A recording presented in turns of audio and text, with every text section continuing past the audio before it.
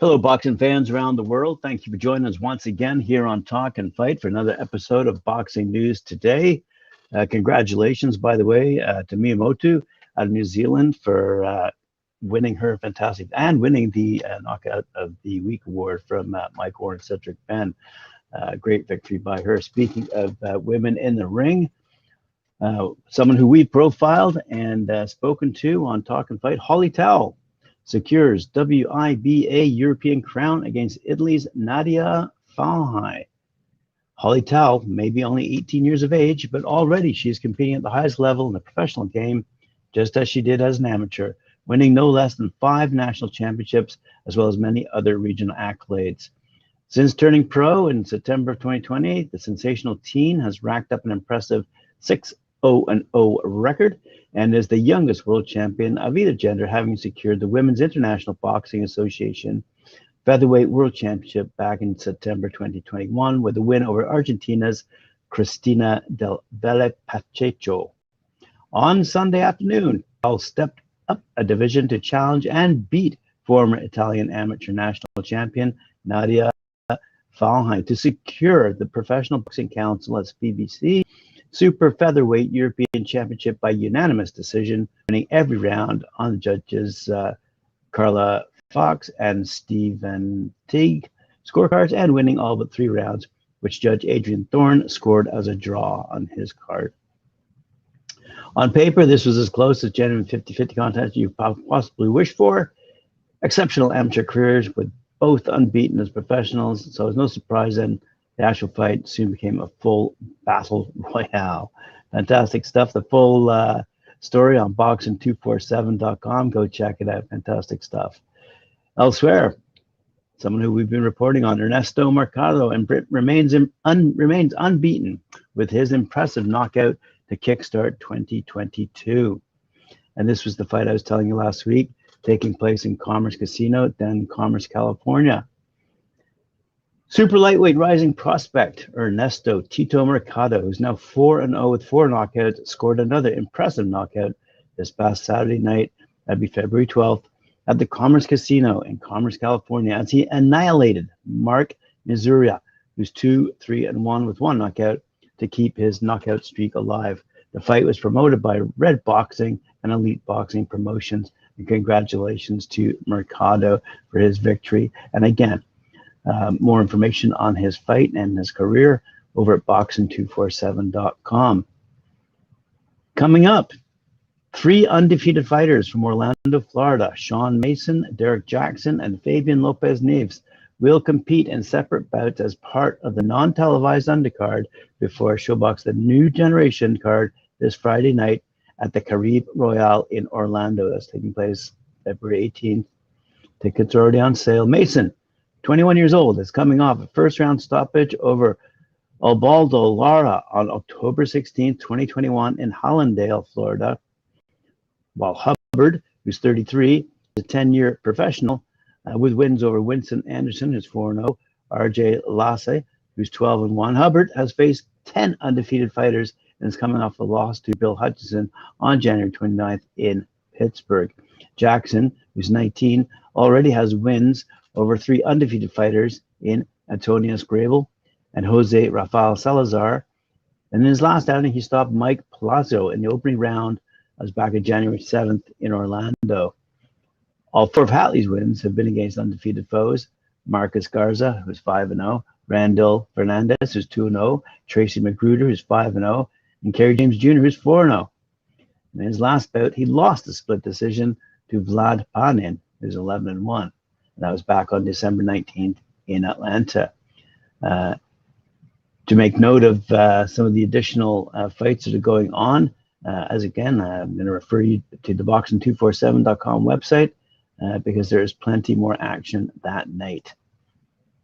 Elsewhere on that same evening at the Coast City Centre in Portslade, East Sussex in England, former Team GB star Laura Payne is set to challenge for her first international championship honors when she faces Nigeria's Mary Abbey, for the WBF International Super Flyweight crown on the Cestus Events promoted event at Coast City Centre in Portslade, East Sussex.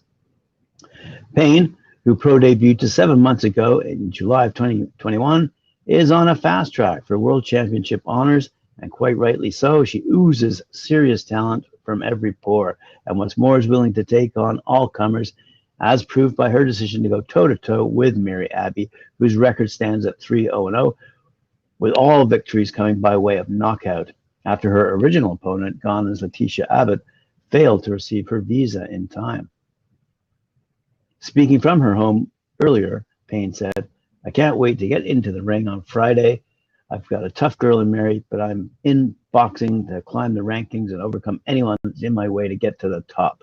I train hard and I sacrifice a lot, so I'm excited to show my talent and make my mark on the pro scene." Good stuff. Good to see the women climbing those ratings as well in terms of TV audiences around the world. Elsewhere, at the Hall at Live Casino and Hotel in Hanover, Maryland on February 19th, the next night, Brandon Valdez will step in for Godwin Rosa. Brandon Valdez will step in for Godwin Rosa to take on Jordan White in the 10-round junior lightweight main event for the WBC US NBC title on Saturday night. Jeter Promotions is back at Live Casino and Hotel, Maryland, for the 7th time and first of 2022 on the heels of a near-capacity show on October 23rd. The co-features a 10-rounder, a super middleweight clash pitting Desmond Nicholson, who's 24, 4-1 with 20 knockouts, fighting out of Laurel, Maryland, battling Gabriel Pham, who's 15-2 with 8 knockouts, and he's battling out of Atlantic City, New Jersey. White, who's 24 years of age, is a 7-year professional, and his wins over Ronaldo Solis, who's 4-0-1, Misael Lopez, 11-0, and his last bout when he stopped Joe Perez on October 23rd at the Hall as well. Valdez, 23, out of Barranquilla, Colombia, has a record of 14-2 with 7 knockouts. A 7-year professional has plied his trade in his native Colombia, Mexico, and the United States. In the highest profile fight, Valdez was stopped in 6 rounds to former 2-time Olympic gold medal winner Rubisi Ramirez. In that fight, Valdez was ahead on one scorecard at the time of the stoppage. In his last bout, Valdez won an 8-round unanimous decision over Adalberto Covarrubias on September 11th, 2021 in Mexico. So a good fight. And again, there's much more information on the boxing247.com website. Elsewhere that night in Rhode Island, taking place at the Crown Plaza Hotel in Warwick, there's life-changing money on the table in women's boxing these days, something that seemed far-fetched not too long ago. And it's a small part of the reason why 45-year-old Jamie Hurricane Clampett continues to chase championship glory despite genuinely having nothing left to prove. The Canadian-born Clampett, who's 22, 5-2, who has made Rhode Island her home for more than 2 decades, was inducted into the International Women's Boxing Hall of Fame in 2020, 7 years after her first comeback and subsequent second retirement. That kind of notoriety alone is usually what signals a fighter's triumphant ride into the sunset. Yet, at 44 years of age, Clampett returned last summer for a second time, headlining CES Boxing's historic outdoor event at Cranston Stadium. Sounds crazy, right? Not in this era. We're just a year removed from NFL great Tom Brady winning his record-setting 7th Super Bowl at the age of 43. So the idea of Clampett, who co-owns On the Ropes Boxing and Fitness in Warwick, is arguably in the best shape of her life. Winning her 5th world title in her mid-40s is not out of the realm of possibility. The Hurricane hopes to move one step closer this Saturday at the Crown Plaza Hotel, just a stone's throw from her home, when she faces Concord, New Hampshire veteran Kim Wabick, who's 4-1-1 in the 6-round main event of Road Wars, a new fight series for 2022 launched by Clampett's longtime promoter, CES Boxing president and CEO Jimmy Birchfield Sr. Good stuff. Elsewhere, we see that Chris Colbert and Hector Luis Garcia going toe-to-toe. Undefeated rising star Chris Primetime Colbert will now square off against unbeaten Dominican Olympian Hector Luis Garcia in a 12-round WBA super featherweight world title eliminator, headlining live on Showtime on February 26th. The Southpaw Garcia replaces WBA super featherweight world champion Roger Gutierrez, who was forced to withdraw after a positive COVID test. Tickets are already underway on sale. It's promoted by TGB Promotions. And a little bit of information about Colbert representing his native Brooklyn, and that's out of New York. Colbert, his 16-0 with 6 knockouts, has quickly shut up the 130-pound rankings, taking on high-level competition in his first 16 pro fights. And he's already established as a fighter with dazzling boxing skills, which he showcased to fight toe-to-toe with an 11th-round stoppage of Jamie Arboleda in December 2020, before most recently besting Tugstot Nayam Bayar in July of 2021. The 25-year-old turned pro in 2015 and defeated 3 unbeaten fighters in his first 8 contests. Prior to the Arboleda fight, Colbert scored a highlight reel first-round knockout against Miguel Beltran Jr. in September 2019 and a dominant 12-round decision victory over former champion Jezreel Corrales in January 2020. Elsewhere, we fly across the world to land in Nairobi, Kenya, where we see Gabriel Ochieng, who's 28-1 with 15 knockouts, who may have lost his last fight against Ghanaian star Joseph King Kong Agbiko, but the Kenyan veteran feels he still has plenty to give in the ring. So on March 5th, at the Charter Hall in Nairobi, he will return to the ring for the vacant Universal Boxing Organization All Africa Super Bantamweight title in the main event of a card promoted by Animax Boxing Promotions. The former UBO international champion at bantamweight will face undefeated Tanzanian Marubak Salimani, who's 5-0-2 with 5 knockouts, who has the power in both hands to be quite a dangerous task. Ochieng has a long history of big fights against Tanzanian opponents. In 2011, he lost a decision to former IBO world champion Mugwani Mukbuli for the UBO Intercontinental title, and in 2016 he came up short on the fight cards against Fatili Majihe for the WBA Pan-African title. Elsewhere, top prospect Peter McGrail will make his eagerly awaited Probellum debut next month after becoming the latest high-profile name added to the Probellum evolution, which takes place on consecutive nights in Dubai, which I've reported on before. McGrail, who's 2-0 with 1 knockout, recently signed a Probellum alongside his younger brother, 19-year-old Joe. So, also on that card, by the way, as I've noted, Estelle Moseley will create history the night before when she headlines the Middle East's first ever female world title fight, before Sonny Edwards puts his IBF World Flyweight title on the line a day later as the Dubai at the Dubai Duty-Free Tennis Stadium. Good stuff.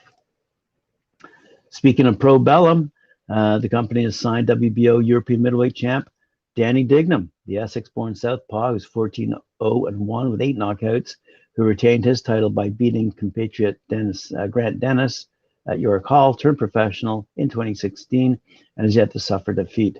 Digman, 29 years of age, originally won the vacant WBO European middleweight title in 2019 when he beat Conrad Cummings via knockout, and his reputation continues to grow as he builds towards a world title challenge. A former Great Britain amateur, Dignam is rated highly by the WBO, sitting at number 5 in the standings. His most recent performance against Dennis was particularly impressive, as Dignam dominated following an early clash of heads, eventually scoring victory courtesy of a 6-round knockout to extend his unbeaten run. And for my second last story of the day, we see that Aaron Chalmers, who shot to fame as a star of the award-winning Geordie Shore television series before transitioning into professional fighting, has signed a multi-fight deal with Boxer. It was announced today. Chalmers, who is managed by esteemed boxing coach Adam Booth, who has trained former world champions such as David Hay and George Groves, and 2012 London Olympic bronze medalist Michael Conlon, is being trained by Booth and his team now. He began training with Booth following a successful run in professional mixed martial arts, where he was signed to Bellator MMA and won 5 of his 7 contests, including 2 wins by way of first-round knockout.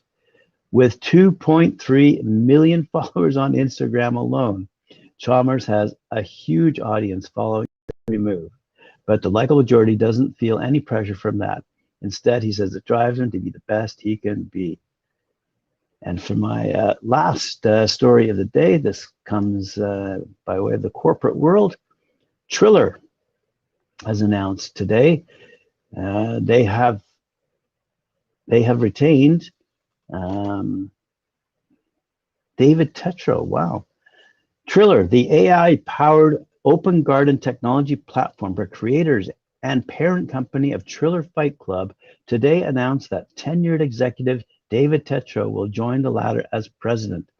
Tetro will oversee corporate development, marketing, production, and logistical operations for Triller Fight Club, including talent contracts, sponsorships, venue deals, programming, live event marketing, social media, and corporate and client relations. All right, good stuff. Triller's corporate philosophy, he said, of shifting culture through entertainment and engagement aligns directly with my vision to deliver fans and consumers unforgettable experiences.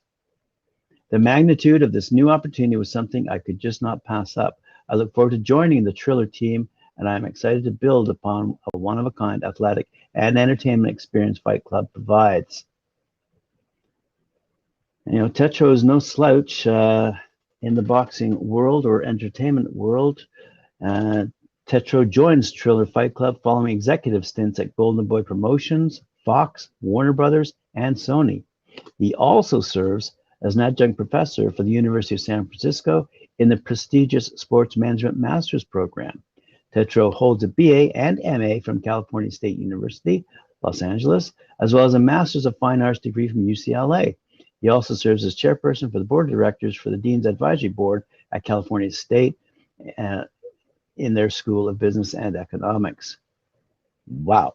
So that's a big announcement for the boxing world, and something that we need to look out for as boxing is certainly moving not up the rankings in terms of the quality of the fights that are being presented, but the quality of entertainment that conjoins the two. Fantastic stuff. Thanks for joining me once again here on Talk and Fight. Look forward to seeing you later on this afternoon at 4 p.m. Eastern Time when I join Mike Orr and Cedric Ben for another episode of Knuckle Up. Remember, like, share, subscribe, and hit that notification bell. And we'll see you again later on. Thank you.